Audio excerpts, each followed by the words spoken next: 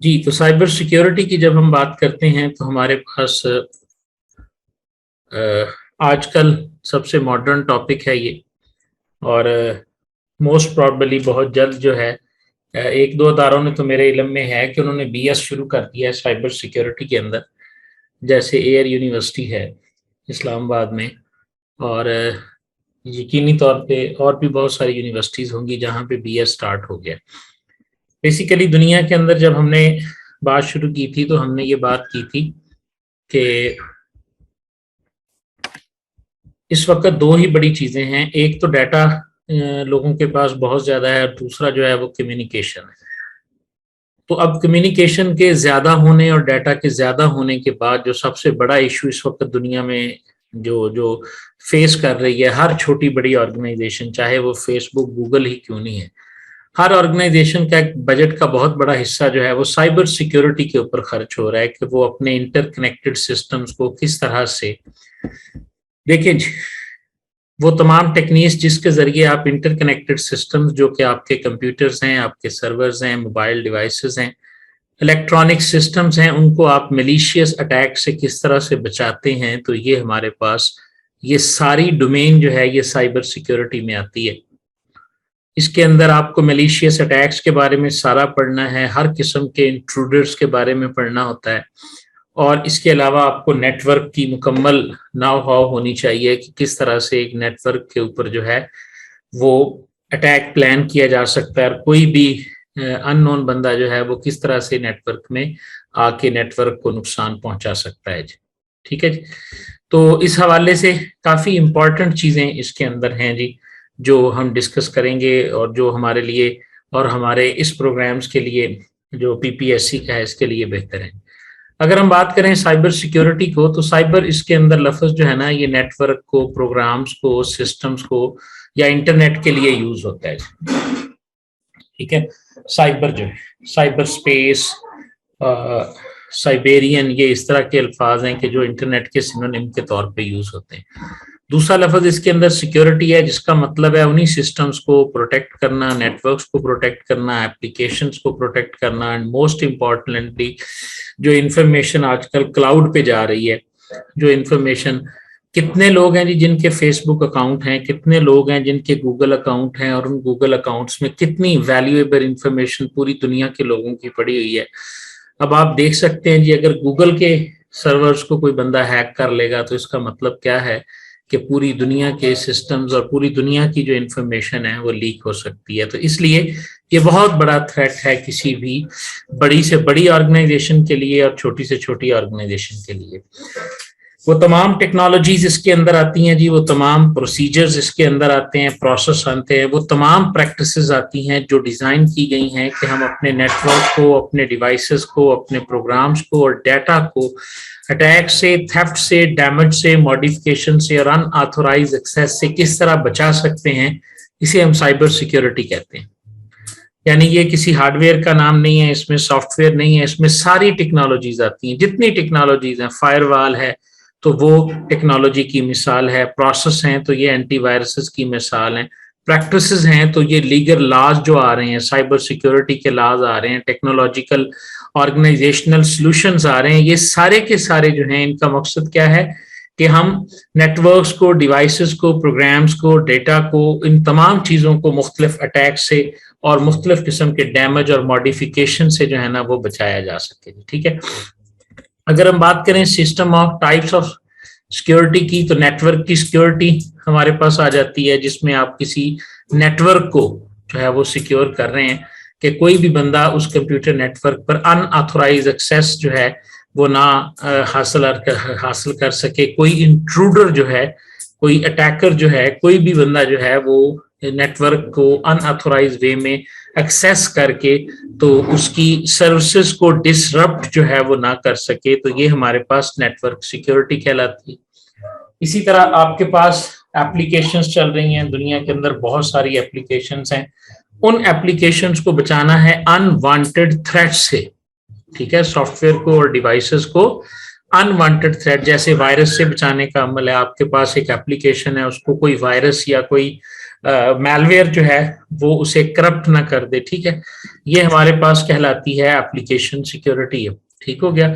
इसके अंदर आप देखें जी, सोर्स कोड लिखते वक्त, वैलिडेट करते वक्त, उसी वक्त से ये बात कॉन्शियसली ऑब्जर्व की जाती है कि किसी तरीके से इसे ना किया जा सके। जो डाटा और इंफॉर्मेशन लोगों की स्टोर है, डाटा स्टोरेज मैकेनिज्म इतने जबरदस्त होने चाहिए कि आपके डाटा की प्राइवेसी और इंटेग्रिटी जो है उसको मेंटेन किया जा सके, यानी ये डाटा की और इंफॉर्मेशन की सिक्योरिटी है।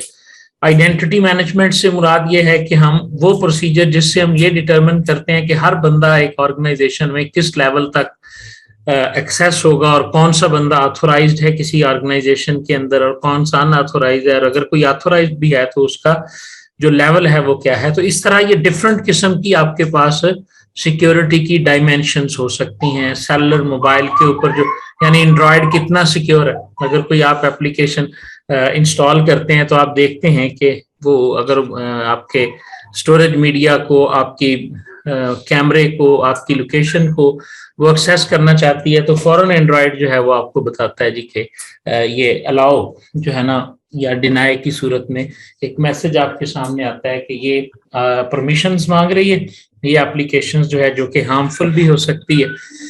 तो मोबाइल सिक्योरिटी, क्लाउड सिक्योरिटी, चूंकि आने वाला जमाना जो है और जो करंट दौर चल रहा है, आप देख रहे हैं कि इसमें हर किस्म की इंफॉर्मेशन मुख्तलिफ क्लाउड आर्किटेक्चर्स के ऊपर है और बहुत सारी दुनिया में ऑर्गेनाइजेशन हैं, जैसे अमेजॉन वेब सर्वर हैं, अजोरे जो है ये माइक्रोसॉफ्ट की प्रोडक्ट है, गूगल भी कोई ना कोई प्रोडक्ट जो है वो लॉन्च की हुई है गूगल ने फायरबेस के नाम से। ये बड़ी कंपनीज हैं जो इस वक्त, IBM, जितनी बड़ी कंपनीज हैं, कहते हैं जी आने वाले दौर के अंदर बंदे के पास, जो हम यूजर्स हैं, हमारे पास सिर्फ और सिर्फ मशीन होगी। ठीक है, ऑपरेटिंग सिस्टम तक जो है वो हम क्लाउड पे पड़ा होगा जिसे हम चला रहे होंगे। ठीक है ना, यानी ये मॉडल भी काम हो रहा है। डिस्ट्रीब्यूटेड ऑपरेटिंग सिस्टम्स के ऊपर काम हो रहा है। डेटाबेस तो डिस्ट्रीब्यूट हो चुकी हुई है, ठीक है जी, नेटवर्क्स जो हैं वो डिस्ट्रीब्यूट हो चुके हुए हैं। तो इस अब ये काम हो रहा है कि जी आप एक मशीन को खोलें, उसके अंदर बस थोड़ी सी मेमोरी हो जिसके जरिए आप एक ऑपरेटिंग सिस्टम से कनेक्ट हो जाएं, क्योंकि आपको पता है नेट की स्पीड और इंटरनेट की स्पीड वाकई डे बाई डे बढ़ती चली जा रही है कि वो 56K से शुरू होने वाला सफर जो है वो आज 50 गीगाबिट्स पर सेकंड के ऊपर जो है ना वो जा रहा है। तो जब इंटरनेट की स्पीड इतनी ज्यादा होगी तो लोग जो हैं, आज आपके मोबाइल के अंदर आप देखें, मोबाइल में ये मॉडल चल रहा है, अगर आप अपने मोबाइल में देखें तो आपके मोबाइल में हर चीज का बैकअप जो है वो गूगल के ऊपर या गूगल अकाउंट में पड़ा है। आपके अकाउंट्स वहां पर हैं, आपकी फोटोज वहां पर हैं, आपके मैसेजेस वहां पे हैं, व्हाट्सएप का सारा डाटा जो है वो वहां पे स्टोर है। तो हमारे पास अगर खुदा ना खास्ता वो मोबाइल आगे पीछे भी हो जाता है तो जैसे ही हम नया मोबाइल लेते हैं तो सारा डाटा हमारे पास वापस आ जाता है। गूगल क्रोम की मिसाल लें, गूगल क्रोम के अंदर आपने जितनी एप्लीकेशंस वगैरह इंस्टॉल की होती हैं, ठीक है जी, सारी की सारी एप्लीकेशंस जो हैं, जितने आपने प्लगइन्स, आपने इसके अंदर एक्सटेंशंस वगैरह जो कुछ आपने इंस्टॉल किया होता है, जितने पासवर्ड आपके पास सेव होते हैं, जैसे ही आप ये देखें जी कितनी सारी एक्सटेंशंस हैं, आप जैसे ही एक नए विंडोज करने के बाद गूगल क्रोम इंस्टॉल करते हैं और अपना यूजर नेम पासवर्ड लगाते हैं, हर चीज, आपके पिछले पासवर्ड, आपकी नेटवर्क की हिस्ट्री, आपने जो जो भी अपने क्रोम के अंदर एक्सटेंशन इंस्टॉल की होती है, हर चीज आपकी जो है वो उसी तरह बैकअप हो जाती है। मैं तो हैरान हूं कि मैंने एक कंप्यूटर के ऊपर अपना अकाउंट लगाया तो उसका बैकग्राउंड भी वही आ गया जो मेरा दूसरे कंप्यूटर का था, यानी विंडोज के ऑपरेटिंग सिस्टम का बैकग्राउंड भी उसने वही लगा दिया जो मेरे एक्चुअल कंप्यूटर पे चल रहा था। ठीक है, तो इस लेवल तक हो जाएगा कि आपका सारा डाटा, आपका ऑपरेटिंग, आज भी ये चीजें मौजूद हैं। हम चूंकि हम पैसों को खर्च नहीं करते, 15 GB तक डाटा हमें एक ही जीमेल के ऊपर मिल जाता है, आप उसके ऊपर, और पूरे का पूरा ऑफिस जो है वो ऑनलाइन है। अगर आप यहाँ पर देखें गूगल डॉक्स को, तो मेरा नहीं ख्याल कि आपको जरूरत भी रही है किसी जगह भी अपने कंप्यूटर में माइक्रोसॉफ्ट ऑफिस को यूज करने की। आप जिस सिस्टम के साथ भी जाएंगे, आपको गूगल डॉक्स के ऊपर वर्ड मिल रहा है, एक्सेल मिल रहा है, पावर पॉइंट मिल रहा है, और आप अपनी 15 GB तक स्पेस के अंदर अपने हर किस्म के डॉक्यूमेंट्स को रख सकते हैं। ये आप देख सकते हैं। तो ये सारा डाटा कहाँ पे सेव हो रहा है, और ये डाटा क्या है, ये सेंट्रली स्टोर्ड है, हर जगह पे आपको अवेलेबल है। ठीक है,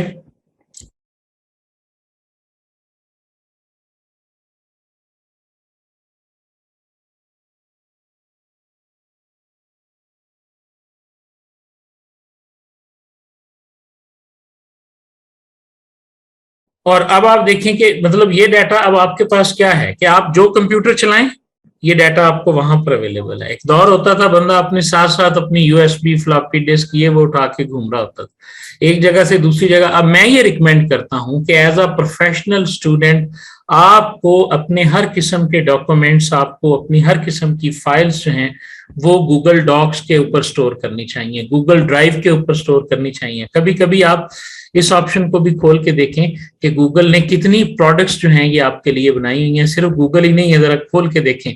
ठीक है, ये अकाउंट है, सर्च है, प्ले है, न्यूज, जीमेल, मीट, चैट, ये सारी गूगल की प्रोडक्ट्स हैं जो सिर्फ और सिर्फ आपको एक अकाउंट बनाने से एक्सेसिबल है।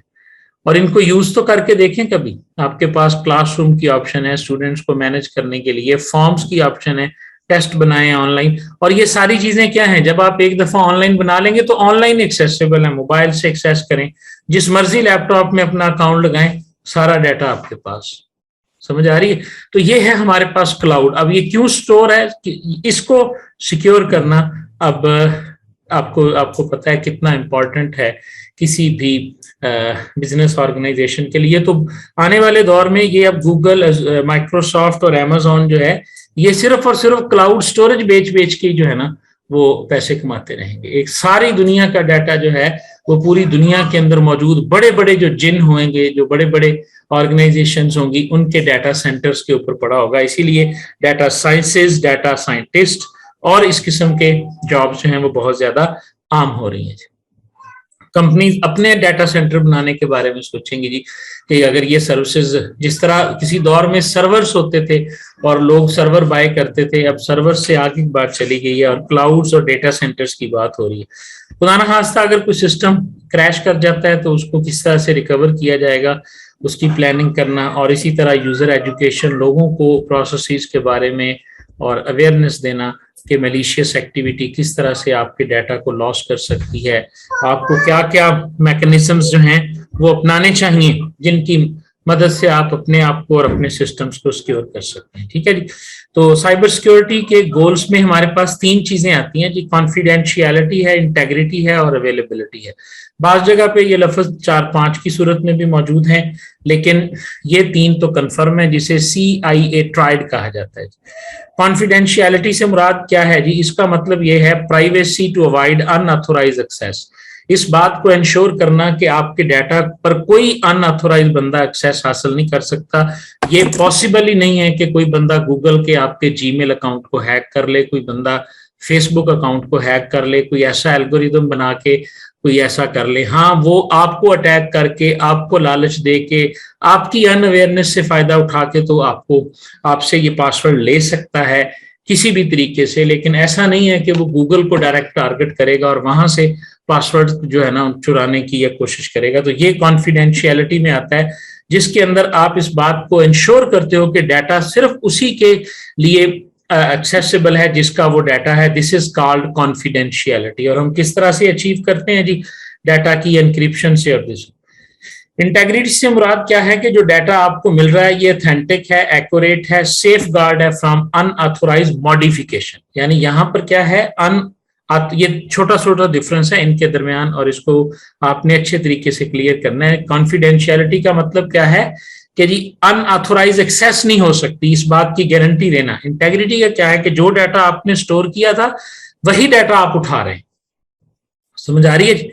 वही डाटा है, उसमें किसी किस्म की कोई मॉडिफिकेशन नहीं हुई, किसी थ्रेट ने, किसी एक्सीडेंटल या अनअवॉइड के वे के अंदर जो है वो डाटा करप्ट नहीं हुआ। That is called integrity principle of. यानी ये सिर्फ और सिर्फ यही नहीं है कि कोई बंदा वहां तक पहुंच नहीं सकता, कोई बंदा उस डाटा को चेंज भी नहीं कर सकता। ठीक है ना?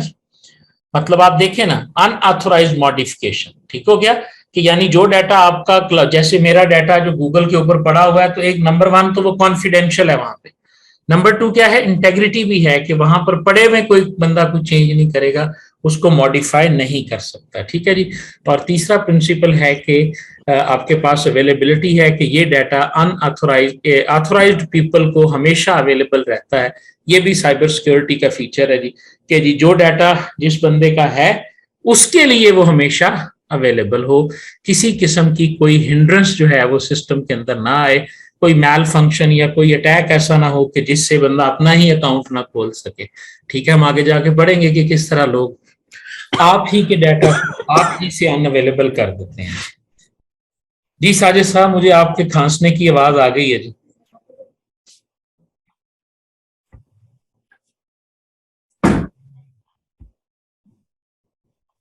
ओके जी, तो उसके बाद आप देखें जी, अवेलेबिलिटी के बाद आ गया जी कि सिक्योरिटी थ्रेट्स जो हैं वो अदारों को कौन कौन से हो सकते हैं। आमतौर पे जो सिक्योरिटी थ्रेट्स हैं, नंबर 1 है जी मैलवेयर का, फिशिंग का, man in the middle attack है, डिनाइल ऑफ सर्विस है, ब्रूट फोर्स है, एसक्यूएल इंजेक्शन है, डोमेन नेम सिस्टम है, बहुत सारे ये नाम है जी।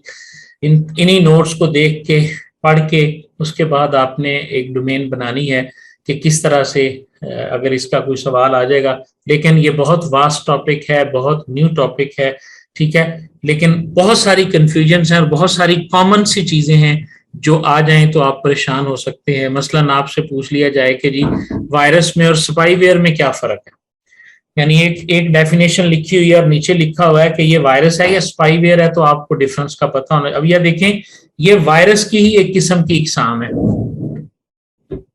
आमतौर पर हम जिस चीज को वायरस, हम हर प्रोग्राम को वायरस समझते हैं। मैलिशियस मेलवेयर का मतलब है हर वो सॉफ्टवेयर जो आपके कंप्यूटर के ऊपर कोई भी डिसरप्शन या डैमेज करता है या इंटरप्ट करता है या अनएथिकल एक्टिविटी परफॉर्म करता है, वो आपका मैलिशियस सॉफ्टवेयर है। समझ आ रही है? मेलवेयर हम इसको कहते हैं, मींस मैलिशियस सॉफ्टवेयर जी। बादल गरज रहे हैं जी, अगर इन केस कोई प्रॉब्लम हुई तो ये देख रहे हैं जी, तो फिर यहीं पे सेशन एंड हो जाएगा, चूंकि बिजली जा सकती है तो मौसम जो है ना वो काफी डरावना सा हो रहा है, आवाजें आ रही हैं। ठीक है जी, तो अब आप देखें जी, बल्कि शुरू हो गई है बारिश। ओके जी, तो मेलवेयर का मतलब है हमारे पास मैलिशियस सॉफ्टवेयर। अब मेलवेयर सबसे पहला वायरस, एक एक लाइन का डिफरेंस है इनके दरमियान जो आपने 100% जो है वो जहन में बिठाना है जी।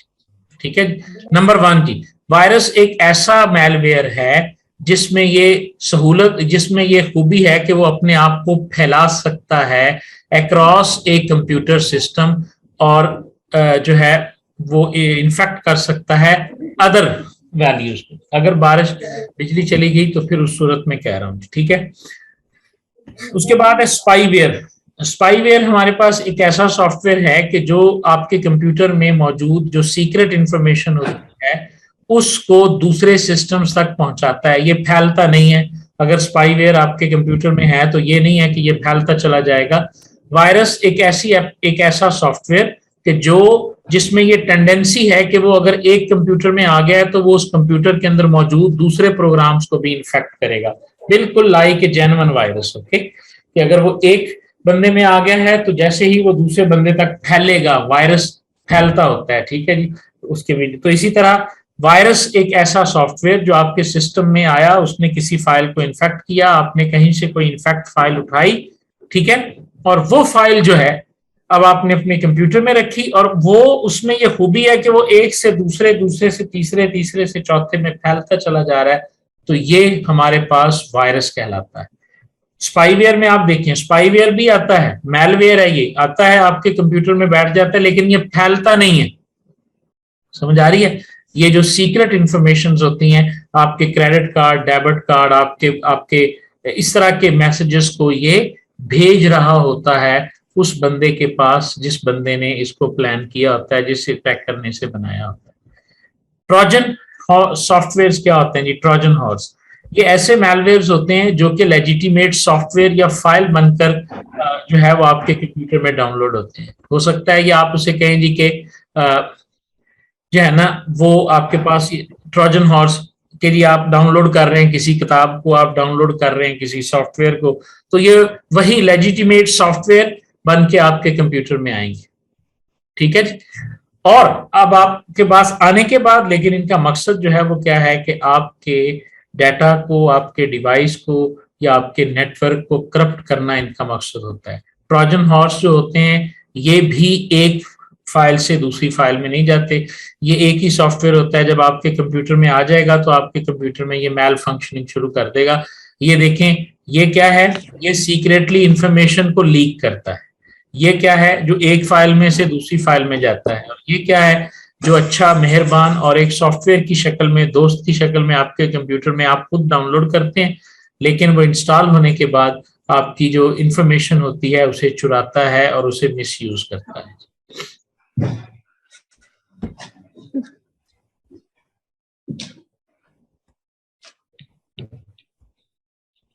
अपना माइक कंट्रोल किया करें जी रेडमी, ठीक है जी। उसके बाद आ गया जी हमारे पास रैंसमवेयर। जब ये देखें, ये एक स्पेशल किस्म का है। ये क्या करता है जी, ये आपके कंप्यूटर में आता है और आपकी फाइल्स को एनक्रिप्ट कर देता है आपके कंप्यूटर में, और वो अनयूजेबल हो जाती हैं, ठीक है।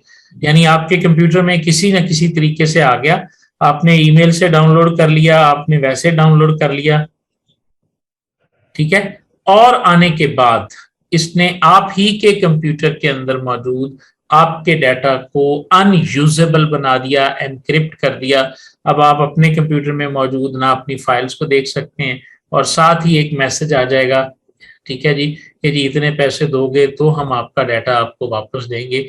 रैंसम कहते हैं अगवा बराए तावान को। तो ये एक ऐसा सॉफ्टवेयर है जो आपके डाटा को एक किस्म का अगवा कर लेता है, ठीक है जी।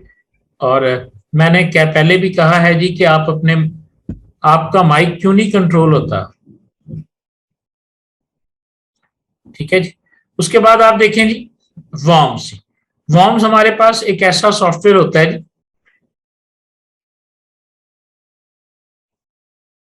जी, ये किसी भी तरीके से आ सकते हैं जी। वायरस आने की सबसे बड़ी वजह जो है ना वो क्या है, सोशल इंजीनियरिंग है जिसके अंदर, और उसके बाद ग्रीडीनेस है और अनअवेयरनेस है। वॉर्म्स ऐसा मैलिशियस सॉफ्टवेयर जो एक डिवाइस से दूसरे डिवाइस में जो है ना वो तक जा सकता है, लेकिन ये आमतौर पे नेटवर्क पे फैलता है।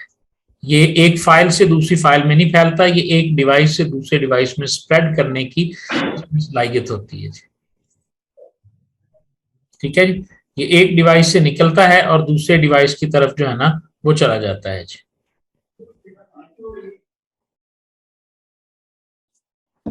ठीक है जी।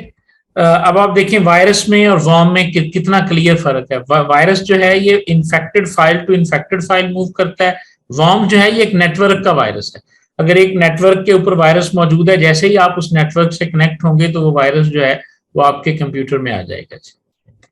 एडवेयर जी ऐसा वायरस जो आमतौर पे आपके ब्राउजर में आ जाता है और मुख्तलिफ किस्म के जो अनएथिकल एड्स आपकी विंडोज में ओपन होते रहते हैं, आपके ब्राउजर के ऊपर ओपन होते रहते हैं, ठीक है, या आपके नोटिफिकेशन एरिया में आते रहते हैं।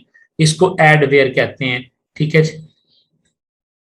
इसका मकसद सिर्फ और सिर्फ क्या होता है, मुख्तलिफ किस्म के ऐड आपके सामने शो करना होता है। क्योंकि हर ऐड के शो होने पे इन कंपनीज को पैसे मिल रहे होते हैं, तो ये किसी भी तरीके से आपके कंप्यूटर में इस सॉफ्टवेयर को इंजेक्ट कर देते हैं और फिर आप अनकंट्रोल्ड से इन्वायरमेंट के अंदर आपके सामने मुख्तलिफ किस्म के एड्स आते रहते हैं। एडवेयर तो मोबाइल्स में भी काफी सारे आ जाते हैं, ठीक है। बोटनेट्स जी, इंटरनेट कलेक्ट देखें जी, collection of internet connected malware infected devices that allow cyber criminals to control them, it enable to get credential of. यानी ये एक ऐसे सॉफ्टवेयर होते हैं जी, नहीं जी, यूट्यूब के ऊपर देखी जाने वाली वीडियोस में आने वाले ऐड यूट्यूब के लीगल एड्स होते हैं, ठीक है जी। आप जब ब्राउजर यूज करते हैं तो ब्राउजर के आपने एक वेबसाइट खोली, उसके अंदर खुद ब खुद ऐड खुल जाता है, ठीक है, या आपके सामने कोई ना कोई ऐड ऐसा आ जाता है। इस किस्म के जो ऐड आ जाते हैं, मैल फंक्शनिंग होती है, वो सारी की सारी जो है वो हमारे पास कहलाती है एडवेयर्स कहलाती है, ठीक है जी। ये वो मुख्तलिफ किस्म के मेलवेयर्स हैं। अब हम ज्यादातर क्या कहते हैं जी, हर चीज को हम वायरस कहते हैं, डेफिनेशन आ जाती है, फिर हम परेशान हो जाते हैं कि ये कौन सा है। तमाम में थिक बहुत क्लियर डिफरेंस है। स्पाईवेयर जो आपकी इंफॉर्मेशन को सीक्रेटली पोस्ट करता है, वॉर्म जो नेटवर्क से फैलता है, वायरस जो एक फाइल से दूसरी फाइल में फैलता है, रैंसमवेयर जो आपके कंप्यूटर में मौजूद डाटा को एनक्रिप्ट कर देता है, ट्रोजन हॉर्स जो है ये बीइंग काइंड और लेजिटिमेट सॉफ्टवेयर की सूरत में आप खुद डाउनलोड करते हैं लेकिन बाद में आपको परेशान करता है, ठीक है जी। और एडवेयर जो है जो बेतुकी और अनवांटेड एड्स जो हैं वो आपके सामने सर्व कर रहा होता है आपके चाहने और ना चाहने की मदद से। बोटनेट्स ऐसे सॉफ्टवेयर होते हैं जो हैकर्स आपके कंप्यूटर में किसी तरीके से भेजते हैं और फिर उनकी मदद से या वो आपके कंप्यूटर पे अटैक करते हैं या आपके कंप्यूटर से वो कोई ना कोई क्रेडेंशियल्स जो हैं वो लीक करवाते हैं और चीज़ों को चोरी करते हैं। ऐसे सॉफ्टवेयर, ऐसे पार्ट होते हैं जो आपके कंप्यूटर्स में उन्होंने भेज देने होते हैं। बस आ जाते हैं जी, रिमोटली अटैक करने के लिए बॉटनेट्स यूज होते हैं जी। अब इसकी कोई रियल एग्जांपल मेरे जहन में इस वक्त नहीं आ रही, लेकिन ये खास तौर पे ऐसी जगह पे यूज होते हैं जहां अटैकर्स ने अटैक करना। जी फिशिंग आ गया जी, ये टाइप ऑफ साइबर क्राइम है जी। ये एक साइबर क्राइम है जिसमें सेंडर जो है seems to come from a genuine organisation. ये क्या करता है जी, किसी बड़ी ऑर्गेनाइजेशन का नाम लेके धोखा दे के आपको आएगा जी, आपको कोई ईमेल करेगा और आपसे कुछ करवाएगा। ये जो कुछ आपसे ये करवाएगा वो क्या हो सकता है, ये कोई मैलवेयर आपसे इंस्टॉल करवा सकता है, ये कोई मलिशियस सॉफ्टवेयर आपसे अटैक करा सकता है, ये कोई बोटनेट आपसे अटैक करवा सकता है, ताकि बाद में उस बोटनेट की मदद से ये जो है वो आपके ऊपर अटैक कर सके। ये फिशिंग है। आपको लिंक भेजा जी, आपका फेसबुक अकाउंट जो है वो हैक होने वाला है, तो फौरन आप इस लिंक पे क्लिक करें। आपने डरते हुए उस लिंक पे क्लिक किया और वो आपको किसी ऐसी वेबसाइट पे ले गया जो फेसबुक की वेबसाइट नहीं है, लेकिन फेसबुक की तरह उसने वो सारा पेज डिजाइन किया और आपको पता भी नहीं चलेगा। आप वहां पे जल्दी जल्दी अपना यूजर नेम पासवर्ड डाल के सबमिट करेंगे, और अगर आपने एड्रेस बार के अंदर ना देखा कि क्या ये वाकई फेसबुक खुली हुई है या कुछ और है, मिलता जुलता नाम उन्होंने रखा होता है, ठीक है। अक्सर इस तरह के मैसेजेस घूम रहे होते हैं आपके मोबाइल में व्हाट्सएप के ऊपर कि जी इस लिंक पे ये मिल रहा है, इस पे लिंक पे ये मिल रहा है, सारा झूठ होता है। उन्होंने आपका पासवर्ड, आपकी इंफॉर्मेशन या इस तरह की चीज आपसे डाउनलोड करवानी होती है या उधर घुमाना होता है। फिशिंग अगर वॉइस मैसेज के जरिए की जाए तो ये विशिंग कहलाती है, और अगर हम इसको एसएमएस के जरिए करें तो इसे हम स्मिशिंग कहते हैं, ठीक है। जैसे आजकल कॉल आती है आपको मोबाइल के ऊपर, ठीक हो गया, एसएमएस आता है कि ये करें। एसएमएस के जरिए जो करते हैं उसे स्मिशिंग कहते हैं, और जो वॉइस के जरिए करते हैं उसे विशिंग कहते हैं। यानी कोई भी ऐसी अनएथिकल एक्टिविटी जिसके जरिए बंदा आपसे कोई माली फायदा हासिल करना चाहता है, कोई माली नुकसान आपको पहुंचाना चाहता है, और वो इंटरनेट को, मोबाइल को, किसी भी किस्म की चीज को अप्लाई करके वो आपसे जो है ना वो इंफॉर्मेशन लेगा या आपसे कोई ना कोई एक्शन करवाएगा, और उस एक्शन के पीछे जो है, जैसे मैसेज आता है जी हमने गलती से पैसे भेज दिए जी आपको, तो मेहरबानी करके कोड आपके मोबाइल पे आया है, उस कोड को हमें वापस कर दें, ठीक है जी। और उसके बाद जो है वो सारा कुछ आपका गायब हो जाता है। मैन इन मिडिल अटैक, जिसे डाटा इंटरसेप्शन एंड थेफ्ट भी कहते हैं जी, कि एक बंदा बहुत ही हाई फाई किस्म का वो दो पार्टीज की कम्युनिकेशन के दरमियान आएगा और उनके पैकेट्स जो होते हैं नेटवर्क के, उनको वो चुरा लेगा, और उन पैकेट्स को फिर जो है वो उन पैकेट्स को जो है वो इंटरप्रेट करेगा, और इंटरप्रेट करके उनमें से इंफॉर्मेशन को ढूंढने की कोशिश करेगा कि इसका सेंडर कौन है, इसका रिसीवर कौन है, कौन सी एनक्रिप्शन की टेक्निक यूज की हुई है। तो इस तरह जो अटैक करता है, जो नेटवर्क के ऊपर बैठकर नेटवर्क सर्वर्स में से आपके डाटा को इंटरसेप्ट करता है, यानी पैकेट्स को चुराता है, और उसके बाद उन पैकेट्स को डीकोड करके वो उसमें से इंफॉर्मेशन को हासिल करने की कोशिश करता है। इस किस्म का जो अटैक होता है ये हमारे पास मैन इन मिडिल टाइप का अटैक कहलाता है।